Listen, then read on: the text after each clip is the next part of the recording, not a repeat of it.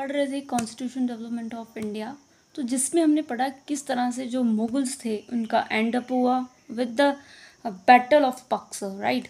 तो battle of Buxar जो था वो एक ब्रिटिशर का जो मुगल से लड़ना था वो एक विन विन सिचुएशन थी 1764 में। तो इससे हमें ये स्टोरी पता चलती है कि किस तरह से जो ब्रिटिशर्स थे वो हराने में काबिल हुए, किसको, मुगल्स में।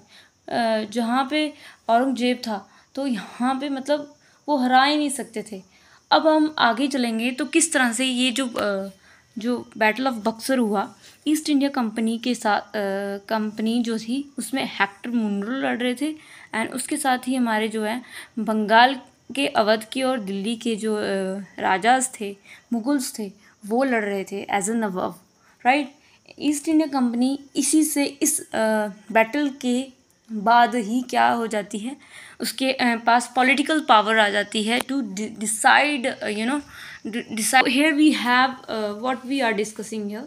सो मीर कासिम जो थे, राइट, मीर कासिम एंड सिराजुद्दौला दोनों भाग गए, और शाह आलम जो बूढ़े थे वो नहीं भाग पाए, उनको पकड़ लिया गया, किसके द्वारा, ब्रिटिशर्स के द्वारा।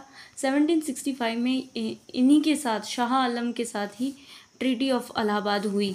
ट्रीटी ऑफ इलाहाबाद में क्या होता है, रॉबर्ट क्लाइव जो जीता हुआ व्यक्ति है, जहाँ जो शाह आलम है जो हारा हुआ व्यक्ति है, दोनों के बीच में ट्रीटी होती है इलाहाबाद की 1765 में, कहते हैं। इसी के बाद जो है ब्रिटिशर का अपना साम्राज्य स्टार्ट हुआ। एंड इसके बाद हम देखते हैं company get revenue collections, right, in the Bengal, Bihar, Orissa. जैसा कि हमें पता है कि बंगाल, बिहार, उड़ीसा जो जगहें थी वो यूरोप के समान इतनी पॉपुलेशन यहाँ पे थी, इतना मतलब प्रॉस्पर एरिया था ये, क्योंकि यहाँ पे rivers always was there. And 1765 में ये इनके साथ क्या ट्रीटी की गई कि हम डुअल गवर्नेंस का कॉन्सेप्ट लेके आए हैं।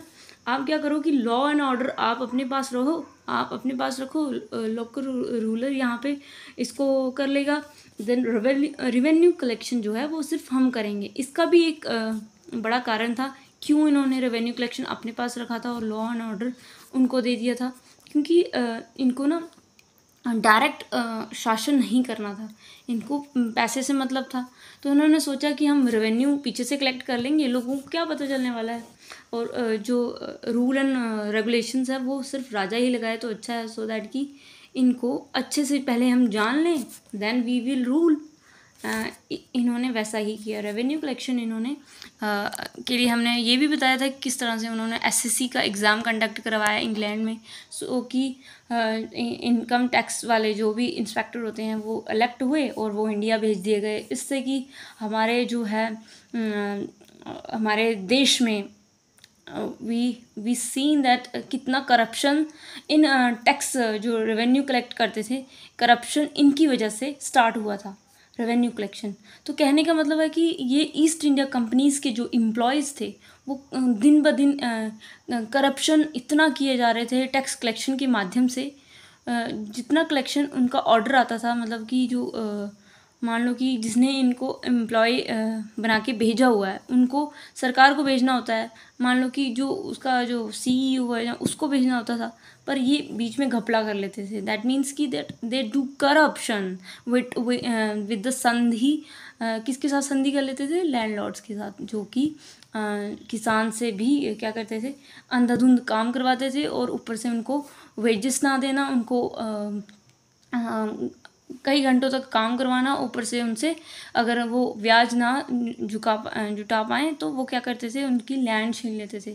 इस तरह से जो लैंडलॉर्ड्स थे वो बहुत करप्शन करते थे इनके साथ मिलकर, रेवेन्यू कलेक्टर्स के साथ मिलकर, जो कि हर इस एरियाज़ में कुछ ज़्यादा ही थे। बंगाल हो गया, बिहार हो गया, उड़ीसा हो गया, क्योंकि ये वाले एरियाज़ जो हैं वो रिवर्स वाले एरियाज़ हैं, और यहाँ पे बहुत ज़्यादा एग्रीकल्चर, हमारा इंडिया जो था वो प्रॉस्परस था, मतलब कि देर इज़ नो कमी, there is no shortage of any things, right.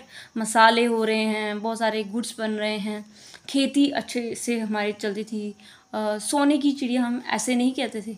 और धीरे धीरे इन्होंने क्या किया, रेवेन्यू कलेक्शन पे इतना जोर डाला, इतना मतलब कि लूटते चले गए ये इनके एम्प्लॉयज़। और फिर जब इनके एम्प्लॉयज़ जब लूट रहे थे, देन जो ब्रिटिश पार्लियामेंट थी उन्होंने ये क्वेश्चन, उनके वहाँ पे पार्लियामेंट में क्वेश्चन रेज हुआ कि वाई द इंडियन एम्प्लॉयज़ है वो इतने क्यों रिच होते चले जा रहे हैं, हालांकि उनकी जो पेमेंट है वो 2000 ही है। तो इट मीन्स कि वो कुछ ना कुछ घपला कर रहे हैं। तो ब्रिटिश सरकार से ये उम्मीद करते हैं कि वो इस पर पाबंदी लगाएं और देखें कि ये कंपनी वहाँ इंडिया में ऐसा क्या कर रही है कि जो रातों रात 200 करोड़ वाली संपत्तियाँ इनके अंदर आ गई हैं। तो कहने का मतलब है कि वो कुछ तो कुछ घपला कर ही रहे थे। तो यहाँ पे कुछ टर्म्स हैं जो कि हमें समझनी होगी, जैसे कि गवर्नर ऑफ बंगाल जो है, सबसे पहले जब ये बैटल हुआ था तो जब जीता था तो जो सबसे पहले गवर्नर बना बंगाल का वो था लॉर्ड रॉबर्ट क्लाइव। उसके बाद जो है कि जब पार्लियामेंट का इस पे कंट्रोल आया तो बंगाल के अंदर ही हमारी मद्रास आ जाती है और बॉम्बे प्रेसिडेंसी आ जाती है। तो इसमें जो ओहदा बनाया गया वो उसका नाम था governor general of Bengal.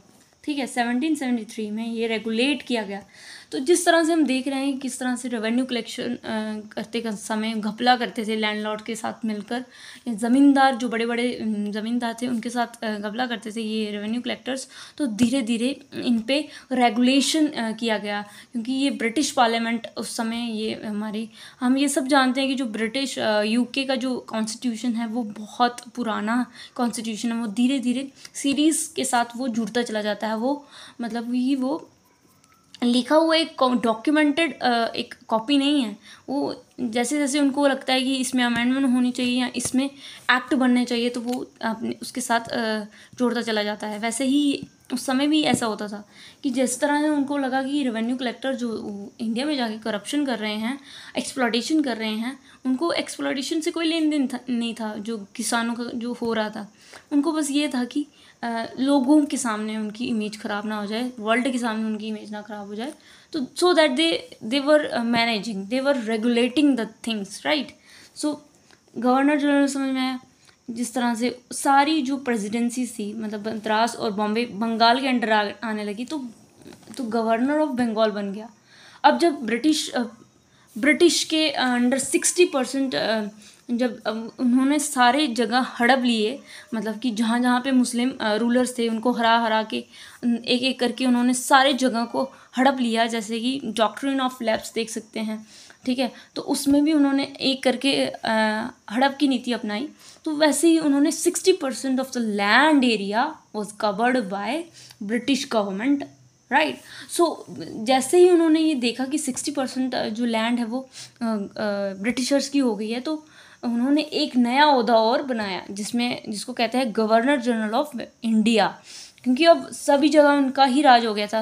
Princely state को छोड़ के सिर्फ 40% प्रिंसली स्टेट थी जो वो कब्जा नहीं पाए थे, क्योंकि प्रिंसली स्टेट अपनी जो भूमि को छोड़ नहीं सकती थी। वो अपने रूल्स जो जनता को छोड़ के या अपना जो सुख वो नहीं छोड़ सकते थे। तो वो उनको छोड़ के वो जितने भी जो सामान्य लोग थे उनका शोषण करते और उनसे काम करवाते और उनसे बड़े बड़े लॉन्ग आवर्स उनसे काम लेते और उनका एक्सप्लॉयटेशन करते हुए इतना सारा ड्रेन करते चले गए, हमारी वेल्थ को ड्रेन करते चले गए। और कहते हैं कि इम्पीचमेंट क्या होता है। इम्पीचमेंट होता है कि जैसे कोई बंदा करप्शन करते पाया गया या कुछ ऐसा गलत अपने ओहदे पे रहते हुए कुछ ऐसा गलत काम कर दिया तो उसको इम्पीचमेंट होगी, मतलब कि उसको अपनी जगह से हटा दिया जाएगा और इम्पीचमेंट कहलाता है। जैसे कि लॉर्ड कॉर्नवालिस को हटा दिया गया था। तो यहाँ पे गवर्नर जनरल ऑफ इंडिया किसे कहते हैं हमें समझ आ गया होगा कि जितने भी ईस्ट इंडिया कंपनी के अधीन आने वाले सभी क्षेत्र जो थे वो गवर्नर जनरल ऑफ इंडिया के अंडर आते थे।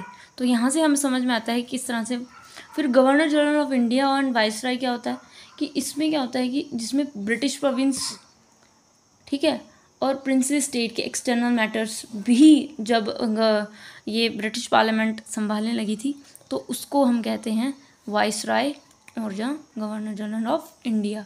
ये भी लगभग सेम ही है ऐसे, बट वाइसराय इसके साथ जुड़ गया। तो मतलब इसके लॉर्ड कैनिंग थे, विलियम बेंटिक, वॉरेन हास्टिंग और लॉर्ड रॉबर्ट क्लाइव। सो इस तरह से हम ये देखते हैं, ये सिर्फ हमने ओहदे देखते हैं किस तरह से ओहदे काम करते हैं, पर जिस तरह से वो एक्सप्लॉयटेशन कर रहे थे डुअल गवर्नेंस बंगाल में, जैसे वो रूल एंड ऑर्डर आप संभालो और हम क्या कर लेंगे, रेवेन्यू कलेक्शन कर लेंगे, जगह जगह वो जाते और जगह जगह ज़मींदारों से मिलते, ज़मींदार उनको चापलूसी करके उनको कहते हैं कि आधा आप रखो आधा हम रखेंगे, और ब्रिटिश सरकार को ईस्ट इंडिया कंपनी को थोड़ा दिखा देंगे, भाई इतना ही कलेक्शन हुआ है, ज़्यादा नहीं हो पाया, तो मतलब उनको ठग ठगा के अपना अपना आधा आधा बांट लेते थे। और इस तरह से जो जितने खुद तो करप्ट ही थे इंडियंस ज़मींदार, और उनको भी करप्ट बनवाया, साथ में उनको भी पाप का भागीदार बना दिया। इसका मतलब क्या होता है, जो सबसे तबके के नीचे वाले लोग थे उनको एक्सप्लॉइट किया गया। तो यहाँ पे मतलब आता है ब्रिटिश प्रोविंस मतलब जो इंटरनल और एक्सटर्नल मामले जो भी हैं वो सारे के सारे ब्रिटिश प्रोविंस के अंदर आते हैं।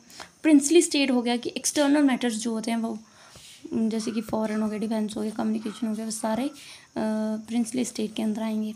तो इस तरह से हम आगे देखेंगे कंपनी रूल क्या होता है, क्राउन रूल क्या होता है। अब देखो ये सारा चीज़ जैसे देखा ब्रिटिश गवर्नमेंट ने कि ये तो बहुत गलत कर रहे हैं, तो इस तरह से वो रेगुलेट करेंगे, जैसे कि रेगुलेट करेंगे उस तरह से हम देखेंगे।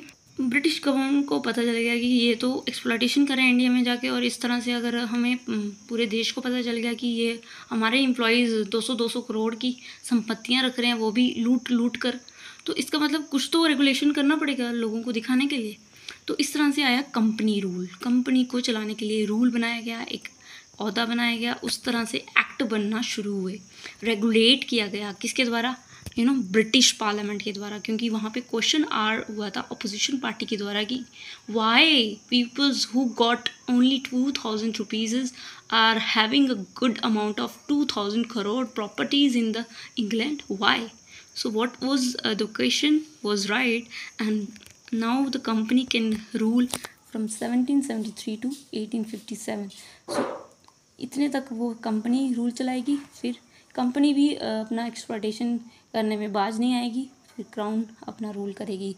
क्राउन जब रूल करेगी वो 1858 से लेकर सिर्फ 1957 ये क्या बोलते हैं इसको 47 तक ही रूल कर पाएगी। उसके बाद हमारा इंडिया आज़ाद हो जाता है। अब हम कंपनी रूल किस तरह से चला, उसमें क्या क्या प्रोविजंस चले गए, क्या क्या एक्ट बनाए गए, किसको दिखाने के लिए क्या किया गया, वो सारी स्टोरीज बैकग्राउंड्स हम अगली वीडियोस में देखेंगे। Till then bye bye, take care and see you soon in next video.